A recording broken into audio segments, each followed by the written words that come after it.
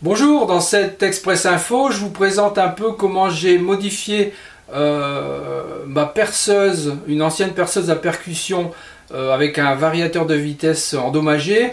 Comment j'ai fait pour lui ajouter un variateur extérieur et les modifications que j'ai apportées à l'intérieur de cette machine. On y va tout de suite en gros plan. Alors je vais vous démonter ici la perceuse. Vous avez des vis sur tout le carter, même ici sur la face avant, juste sous le mandrin. Quand vous dévissez, vous laissez tout bien à plat. Surtout, ne soulevez pas d'un seul coup. Vous pourriez avoir des surprises.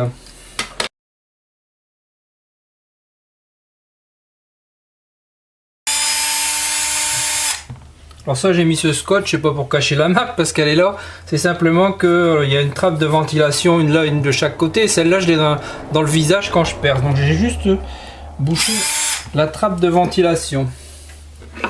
C'est tout, c'est que pour ça. Voilà.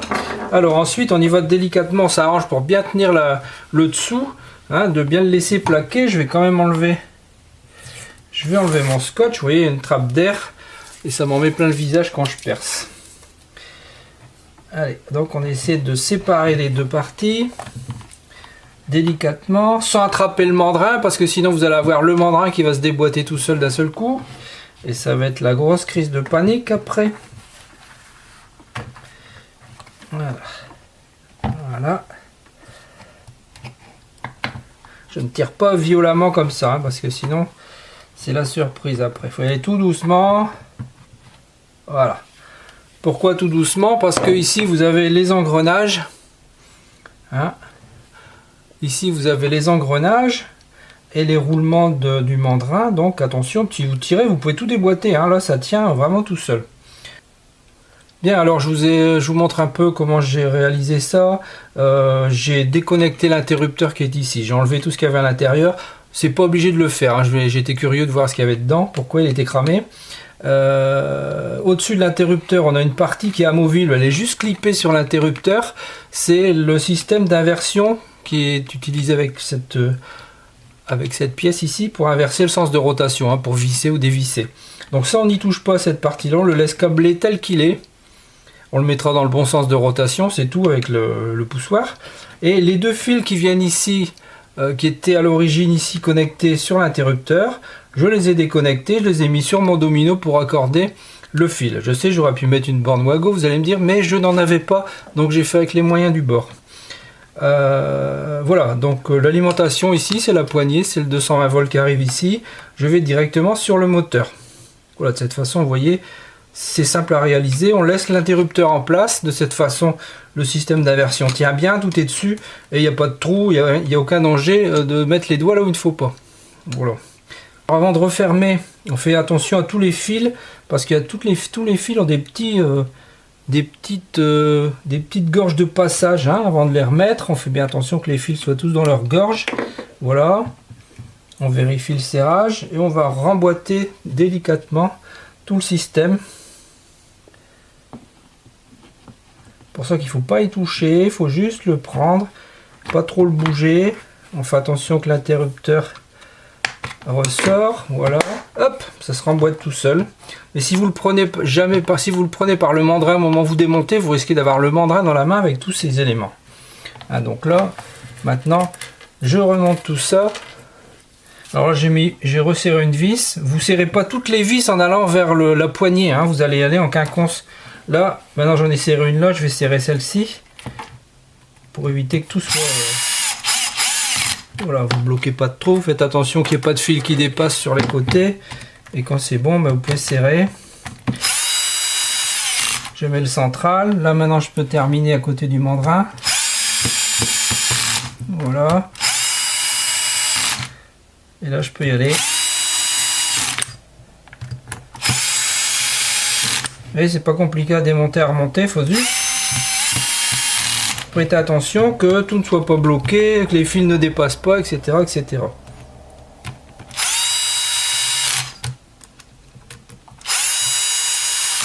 Bon voilà, tout est remis, tout est resserré, c'est bon. Donc voilà, la perceuse a repris son... Ça tourne, donc c'est parfait. Parce que sur ce système, il y a le système de percussion, il y a tout ça. Donc il faut vraiment faire attention quand vous enlevez le boîtier du dessus, d'essayer de tout bien laisser à plat. Ne vous baladez pas avec tout le système. Alors, vous avez été nombreux à me demander ce que c'était que cette boîte grise en fait. En fait, cette boîte grise va remplacer le variateur. Pourquoi j'ai pas acheté tout simplement cette perceuse? Parce que bon, c'est vrai, on en trouve des pas chères de perceuses. Tout simplement parce qu'elle a un super mandrin manuel qui a pas besoin de clé, un mandrin très fluide qui va super bien. Donc j'ai voulu conserver cette perceuse et puis ça m'embêtait de l'acheter.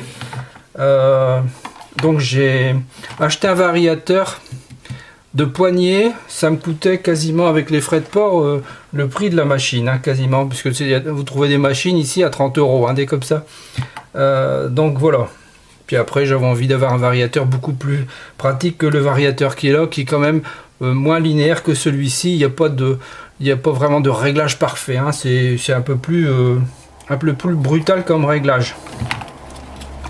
Donc ici, vous voyez mon boîtier, ça c'est la prise de la machine. J'ai voulu conserver mon boîtier avec une prise parce que je peux utiliser le variateur sur mon aspirateur ou sur autre chose. Mais sinon, l'idéal c'est de le brancher directement. Vous coupez la prise et vous le branchez à l'intérieur directement. Alors sur le capot, qu'est-ce qu'on trouve? Je vais vous le mettre dans le bon sens. Hop.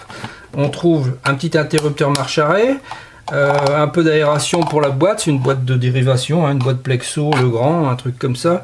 En dessous, un fusible d'entrée, un fusible de sortie, et le variateur avec un petit potentiomètre qui me permet vraiment de régler la vitesse vraiment aux petits oignons, puis un petit voyant sympa qui n'est pas du tout obligatoire, hein, parce que quand on la met en route on l'entend, hein.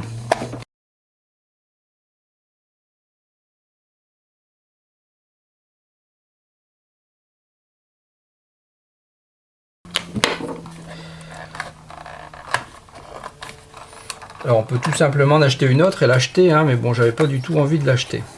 Alors qu'est-ce qu'on va trouver à l'intérieur? Alors, le variateur. Donc c'est un variateur de vitesse. Là vous avez le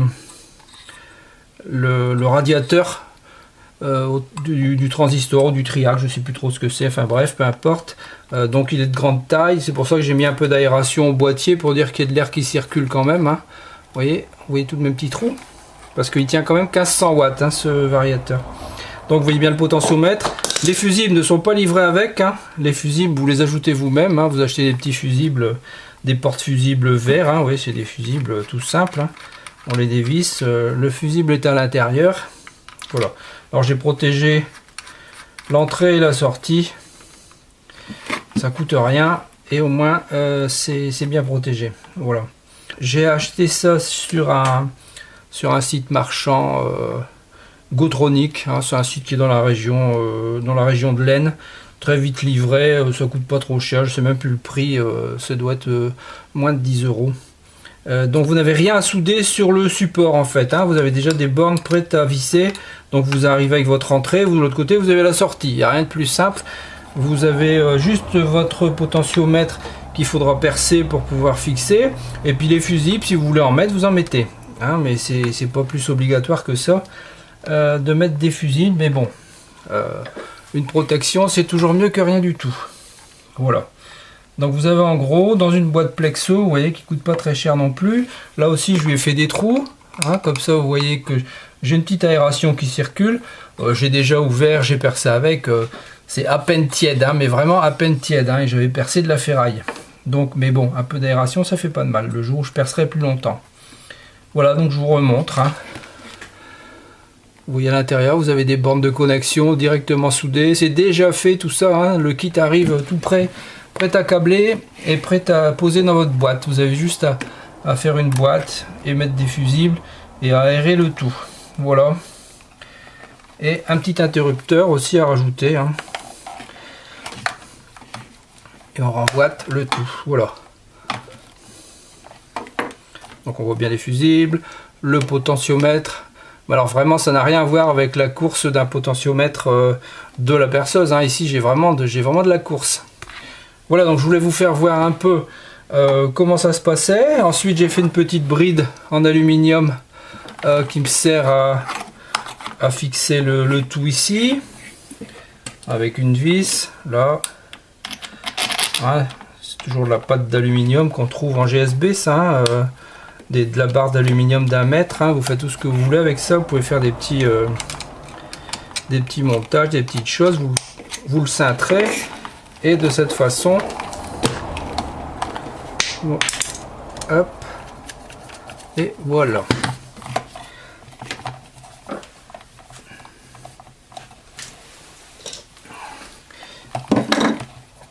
Voilà, au moins, j'ai un ensemble qui est destiné de toute façon à rester sur le pied de la perceuse. Ça m'a coûté beaucoup moins cher que d'acheter une perceuse sur pied. Ça prend énormément moins de place. C'est très pratique. Le mandrin va quand même jusque 13, je crois. De 2 à 13. Le mandrin est capable de tenir un forêt de 2 jusque 13. Donc c'est parfait pour cet usage. Il n'y a pas de jeu dans le mandrin, il n'y a vraiment rien du tout. Ce qu'on entend, c'est le jeu dans ce sens-là, dans le sens des dents, hein, ça c'est normal.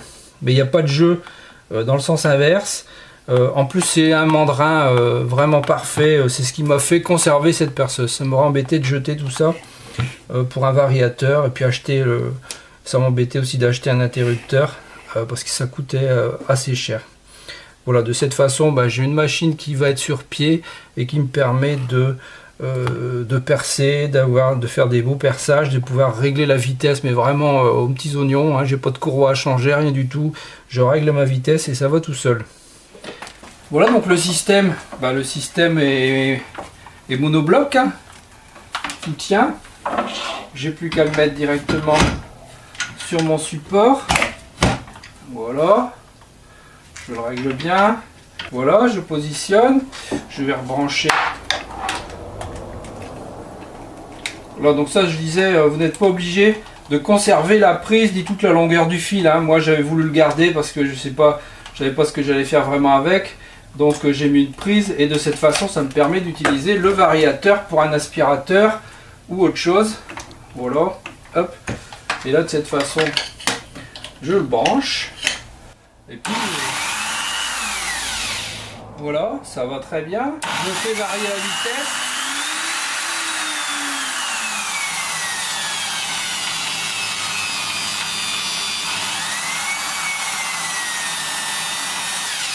Donc ça me fait une perceuse sur colonne qui n'est pas énorme, qui ne prend pas trop de place, qui est facile à raccorder. J'ai mon variateur qui est là. Voilà, elle est destinée à rester là et puis c'est tout. Ça me fait un bon élément de perçage qui prend pas toute une place, tout énorme, très lourd. Vous voyez un peu de quoi je veux parler. Voilà. Alors c'est une perceuse qui faisait 710 watts. Donc c'était déjà une bonne puissance, on va dire. J'ai percé beaucoup en percussion parce que j'avais pas de perforateur et ça m'a endommagé le variateur qui a dû surchauffer parce que j'ai fait des kilos et des kilos de trous à la chaîne. Et bon, c'est pas des outils pro. Bon, ma foi, ça aurait pu résister quand même, mais bon, il a rendu là. Mais bon, j'ai préféré la modifier de cette façon. Pour moi, c'était le bon plan. Chacun son truc, hein. Si vous avez l'instinct de conservation un peu comme moi, une modification, ça peut vous apporter vraiment un plus d'avoir ce petit joujou, et vous avez un variateur à part de cette façon qui peut servir à autre chose. Ça, c'est pas mal non plus. Voilà, cette vidéo est maintenant terminée. J'espère que vous avez apprécié la petite modif sur cette perceuse. Vous avez été nombreux à me poser la question, qu'est-ce que c'est que cette petite boîte grise? Comment est-ce que j'ai câblé le système dans la perceuse? Donc voilà, vous avez pu voir un peu comment ça se passe. Si vous êtes tenté par cette réalisation, par cette modification, quand vous avez ouvert le boîtier de perceuse, faites une photo en gros plan, faites une photo de l'interrupteur, du câblage, une ou deux suivant les angles que vous pouvez choisir, pour bien voir un peu avant de démonter quoi que ce soit, d'avoir quelque chose, un point de repère au cas où vous auriez une erreur ou un fil qui se balade, puis savoir où le remettre. Donc on décâble l'interrupteur uniquement, on laisse tranquille l'inverseur, lui il reste câblé et on ne touche pas au reste. Je vous mettrai également sous la vidéo, dans la description, le lien où vous pouvez trouver ce variateur de vitesse qui tient quand même 1500 watts, donc c'est une bonne puissance. On peut le mettre sur, par exemple, si vous voulez mettre ça sur votre aspirateur d'atelier qui fait 800-900 watts, c'est très bien. Vous pouvez avoir un variateur et quand vous faites des petites choses qui aspirent ou quand vous poncez, vous n'avez pas besoin d'une aspiration énorme, vous pouvez diminuer la vitesse de l'aspirateur, ça fait moins de bruit déjà. Ça c'est une idée au passage.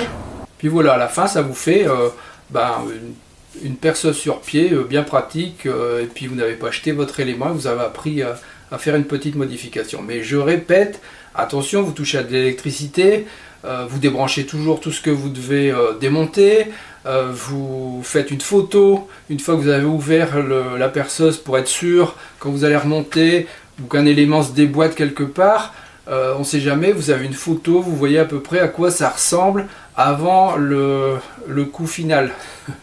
Donc n'hésitez pas à poser vos questions s'il y a des petits soucis. Donc hormis cette attention à apporter à votre sécurité pour toucher à tout ça, ça se fait tout seul, mais si vous n'avez pas de notion d'électricité, ne vous lancez pas dans ce genre de modification. Vous allez devoir câbler sur un petit variateur, il va falloir faire un petit boîtier, donc vous avez vu, je vous ai montré tout ce qu'il y a à faire, c'est pas énorme, en 2 heures de temps c'est réalisé, c'est vite fait, et ça marche du premier coup, il n'y a pas de problème. Mais si vous n'avez jamais fait, demandez de l'aide à un ami qui touche un peu à l'électricité, qui n'a pas peur d'aller dans les fils et de se tromper, de ne pas se tromper plutôt. Voilà, on se retrouve très bientôt pour une prochaine vidéo, bye bye. Ne branchez jamais la perceuse directement sur le secteur après modification, passez toujours par le variateur, sinon elle pourrait tourner à grande vitesse d'un seul coup. Merci d'avoir regardé cette vidéo. À votre droite, une suggestion de vidéo qui pourrait vous intéresser. À votre gauche, les réseaux sociaux, vous pouvez me suivre. Et en dessous, vous pouvez cliquer et vous abonner si ce n'est déjà fait. À très bientôt.